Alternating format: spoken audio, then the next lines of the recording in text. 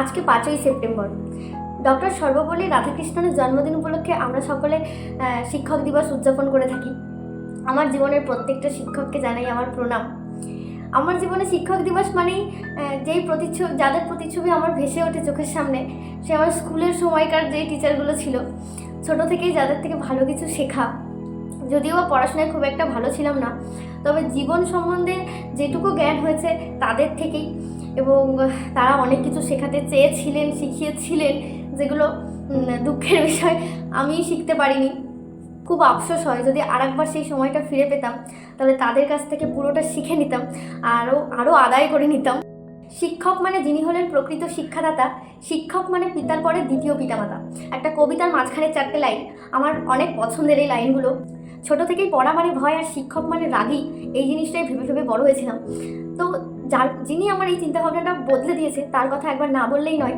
আমার ক্লাসের Bengali teacher ছিলেন যিনি, ম্যাডাম সঞ্চিতা সরকার, আমার অত্যন্ত প্রিয় একজন শিক্ষিকা ছিলেন। আমি তার ক্লাসে রোজ পড়া করে যাওয়ার চেষ্টা করতাম, এবং তাকে ক্লাসে সবাই একটু ভয় ভয় করতো। তিনি খুব স্ট্রিক্ট ছিলেন পড়ার দিক থেকে, মানে তার ক্লাসে পড়া করে যেতে হবে, যার কারণে প্রথম দিকে খুব একটা পছন্দ করতাম না। পরে যখন বুঝতে পারলাম ভালোটা, তখন আমার খুব প্রিয় শিক্ষিকা হয়ে উঠলেন তিনি। তার ক্লাস রোজ আমি অ্যাটেন্ড করার চেষ্টা করতাম, তার পড়া করে যাওয়ার চেষ্টা করতাম। একটা বৃষ্টির দিনের কথা খুব মনে পড়ে। একদিন তার ফার্স্ট ক্লাস ছিল, আমি প্রচণ্ড বৃষ্টি হচ্ছিল, তো আমি ইচ্ছা করেই ভিজে ভিজে ক্লাসে গেছিলাম, যাতে আমার ক্লাস না করতে হয়। তিনি আমাকে হেড স্যারের কাছ থেকে ছুটি নিয়ে বাড়ি পাঠানোর ব্যবস্থা করে, যার কারণে ভিজে ভিজে আমি গেছিলাম। তো সেদিন আমি পড়া করিনি, এটাই হচ্ছে মেইন কারণ ছিল। তো ম্যাম আমাকে কিছুই বলেনি। আমি প্রথম ভেবেছিলাম বাইরে দাঁড় করিয়ে রাখবে, কান ধরে অনেক বকাবকি করবে, এমনিতে খুব একটু বকতেন। তো ম্যাডাম কিছু বলেননি, তিনি আমাকে ক্লাসে ঢুকতে দেন, এবং যথারীতি তার আমার আঁচলটা যে আমাকে দেন, যে তোমার ভিজে চুলটা মুছো। তো নিমেষের মধ্যে ম্যামের রাগি মুখটা যেন কোথায়, মানে সবসময় হাসলেও আমার কেমন একটা ভয়ে ভয়ে থাকতাম, তো নিমেষের মধ্যে সেটা কোথায় উধাও হয়ে গেল। তো সেই মায়ের মতো স্নেহময় একটা ব্যাপার সেই মুহূর্তে আমি ফিল করতে পারছিলাম।